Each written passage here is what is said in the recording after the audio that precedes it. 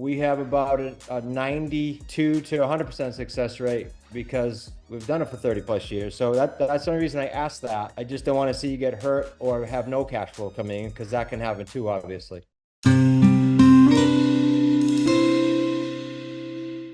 My name's Chris Prefontaine. You spoke with my partner, Dan Furnish, about your property on Willow Bridge. Do you recall that?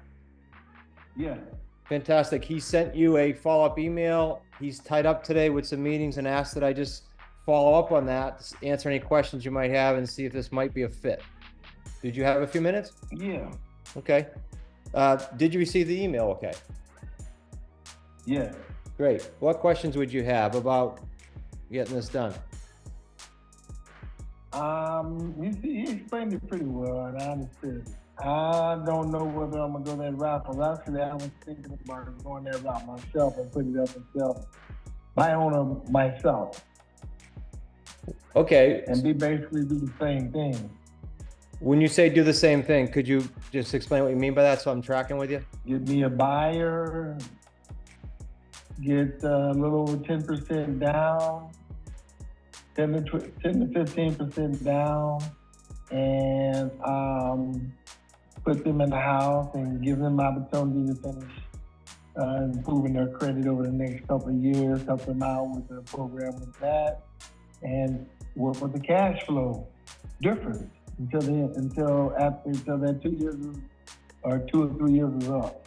Got it. Okay, so make sure I understood where you were going. So you've done these before, as far as putting people in your house? I've done it before, but I am a new investor.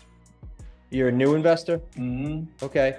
The reason I ask if you've done it before is people that attempt, I'll use that word strongly, the rent to own nationally have about a 20% success rate, and that's probably generous.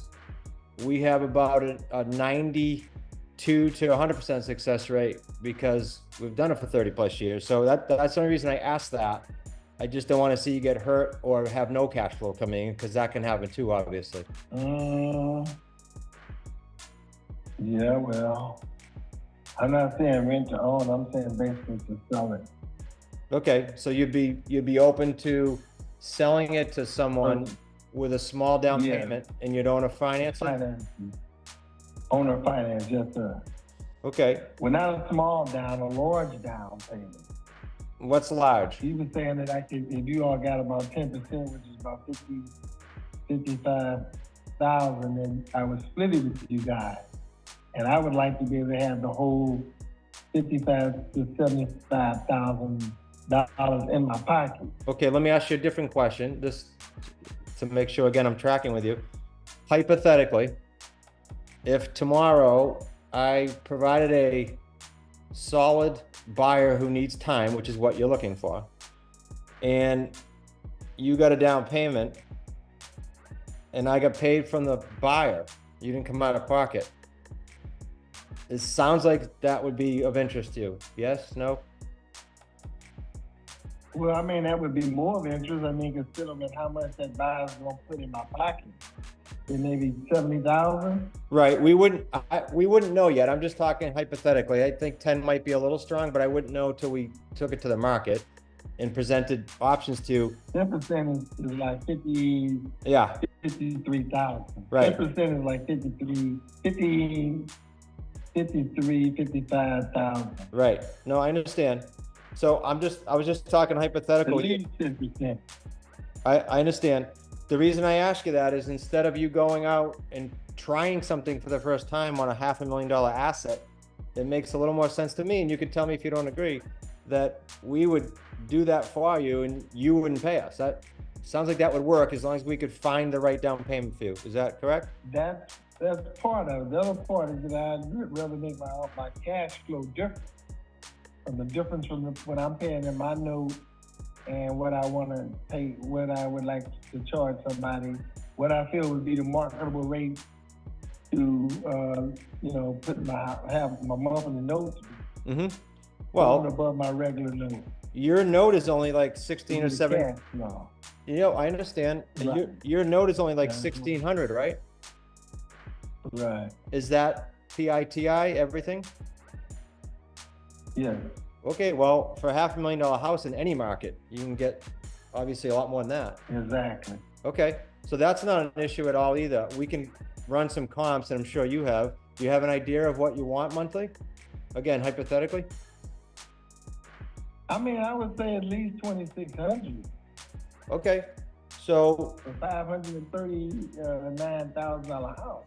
okay, yeah, I'm not doubting you. So, again, so I can talk to Dan this evening when he's back. If you got your 2,600, we'd probably try higher. And you got your price, provided we still have to talk about what the down payment might look like. Is that something you'd like to pursue a little further? We'd have to see the house, is why I'm saying hypothetically right now.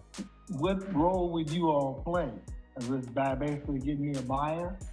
Well, yeah, that's all we do. So we would find the proper buyer, vet them. It's like an underwriting process. Find out why they're not ready now. Present to you a mortgage ready plan. Present to them a mortgage ready plan. Have them sign off on all that. Literally get it all signed up and then turn it over to you. So we're out. It's the least profitable way for us. But if you're saying you want to be in there and do it yourself, it's the safest for you. What's that question again? Does that sound like you'd want to at least be open to looking further at this? Because we'd need to come see the house. And what would happen is Dan would come out. I mean, depends on how much down payment we're talking about. Well, I don't know yet. I would like to get probably around 60,000. Now you're going a little bit above 10%. So I think that might be a stretch. I could go 55,000, right at 10%. So why don't we do this? Why don't we set up a time where I can be on speakerphone or FaceTime or whatever, and Dan can come see you, and he'll have to look at his schedule. I don't know his schedule, but if you're open to that, let's get that booked, see what the house looks like, and then talk about a little bit more definitive numbers. Does that make sense? I would say it does. Okay. Are you around this evening for Dan to try to sync up schedules with you? I will be here this evening. This evening, Valentine's Day, I don't know. Oh, you don't want to get in trouble. How about tomorrow? Yeah, that'll probably be okay. Okay. I'll have him call you tomorrow, because if I tell him he has to call you tonight, I might get him in trouble on Valentine's Day. All right, man. All right. He'll call you sometime tomorrow. All right, thanks. Thank you. Have a good day.